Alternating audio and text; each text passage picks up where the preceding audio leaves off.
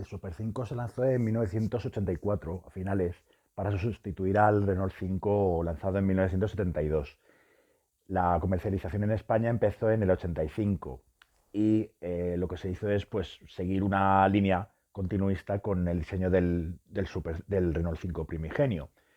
Por eso se mantuvieron las líneas principales. Por ejemplo, la trasera con forma triangular, con ese portón tan tumbado. Los faros delanteros rectangulares, aunque en el caso del Super 5 los intermitentes pasaban a estar en las esquinas y así se podían ver también por los laterales. También se mantuvieron los pilotos traseros integrados en los montantes traseros para, bueno, crear un paralelismo con el R5 primigenio. Luego la principal diferencia es que el esquema del motor, mientras que en el Renault 5 del año 72 era motor longitudinal y la caja de cambios por delante del motor, en el Super 5 se puso en posición transversal y con la caja de cambios a la izquierda. De hecho, el chasis, el diseño del chasis derivaba del que llevaban los Renault 9 y los Renault 11, que se lanzaron en 1982 el Renault 9 y en el 83 el Renault 11. Entonces compartía este tipo de distribución. También, por ejemplo, se cambió la rueda de repuesto, que en los primeros R5 iban en el propio motor y en los Super 5 se puso debajo del maletero. Luego, el diseño del nuevo Super 5 se encargó a Marcello Gandini, que fue un diseñador muy conocido, muy importante, que diseñó coches como por ejemplo el Lamborghini Miura, Lamborghini Countach, el Fiat X19, el Lancia Stratos. Y bueno, se optó por las líneas, el diseño que había más en boga a principios de los 80. Por ejemplo, pues laterales planos, líneas rectas, las esquinas muy redondeadas. Y luego, pues el esquema de suspensiones también era tipo Renault 9, Renault 11. Es decir, con muelles y amortiguadores, con esquemático tipo McPherson y con amortiguadores traseros casi tumbados, casi en horizontal para poder dejar sitio al maletero. Mientras que en el Renault 5 antiguo el esquema era tipo Renault 4, es decir, con barras de torsión y bueno, una concepción mucho más antigua, porque al fin y al cabo el Renault 4 fue lanzado en 1961 y en el Super 5 pues ya se incorporó un diseño mucho más actual. Después, más novedades que incorporó, los primeros Super 5 en las versiones superiores incorporaron los llamados asientos monoguía. Eran unos asientos que iban fijados a una sola guía para su regulación longitudinal, al estilo de las de los Renault 9 y 11, que lo habían instalado como novedad. Y de esta manera se dejaba sitio para los pies de los pasajeros traseros.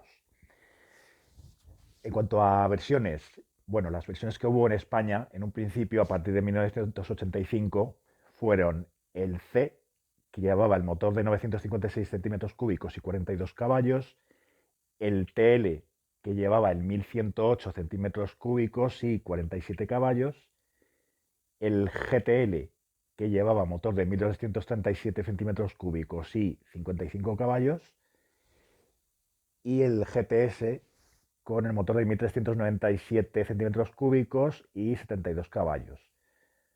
Como tope de gama estaba el GT Turbo, que llevaba el motor de 1397 centímetros cúbicos, pero con turbo. Y en este caso daba 115 caballos. Después existieron versiones automáticas, también se trajeron en España, pero en concreto con el motor 1397 y 68 caballos. Esta potencia era la misma que daban los Renault 9 automáticos. Es como una a todas las versiones de R5, R9 y R11 automáticos.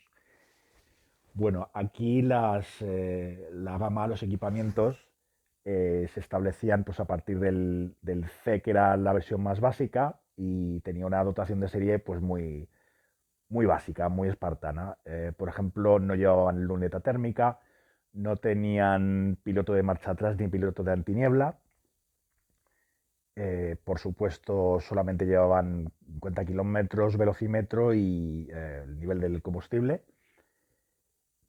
un solo espejo retrovisor a la izquierda, exterior, y las llantas con tapacubos pequeños.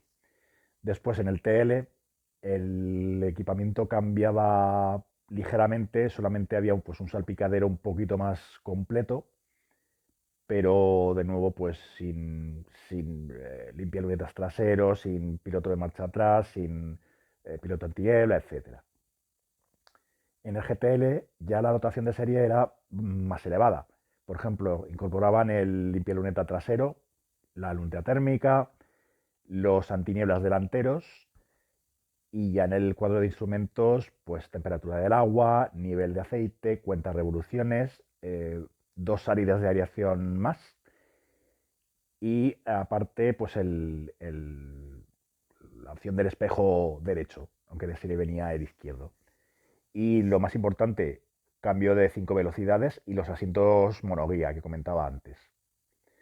Por encima del GTL estaba el GTS, que era la versión, digamos, potente, sin llegar al turbo, una versión de 72 caballos que lograba gracias al carburador de doble cuerpo. Y aquí el equipamiento era bastante más completo, llevaba elevalunas eléctricos y cierre centralizado, las 5 velocidades, por supuesto, llantas de aleación de 5 palos en forma de estrella y tenían la opción de aire acondicionado, que era bastante, bueno, innovador en aquel tiempo en este segmento de coches. Y por último tenemos el GT Turbo, que es, por supuesto, el más conocido, el más mítico, el que tiene más predicación, que daba 115 caballos y unido a sus pues, poco más de 800 kilos, pues era una auténtica bomba. Aceleraba de 0 a 100 en unos 8 segundos más o menos. Y bueno, dio lugar a las famosas leyendas urbanas de que si era la cajita de muertos, todo esto que hemos oído tantísimas veces, pero que bueno, realmente no es que fuera un coche peligroso. Cualquier coche equivalente con turbo, mucha potencia, poco peso, pues hay que llevarlo con mucho cuidado. También se podría decir lo mismo del Fiat Uno Turbo, por ejemplo, que también era un tipo de coche muy ligero y con más de 100 caballos y un turbo. Y por esta época la tecnología en los turbos pues era bastante, no era la que tenemos hoy en día, sino que tenían un funcionamiento mucho más brusco, entonces la potencia entraba mucho más de golpe. Y en manos con poca experiencia pues podía causar más de un susto, pero bueno, realmente es un poco leyenda urbana, aunque no deja de tener su parte de verdad. Yo personalmente una vez he conducido un GT Turbo y efectivamente hay la famosa patada del turbo, pero siempre que uno tenga bueno, sentido común, pues no tiene ningún peligro conducirlo.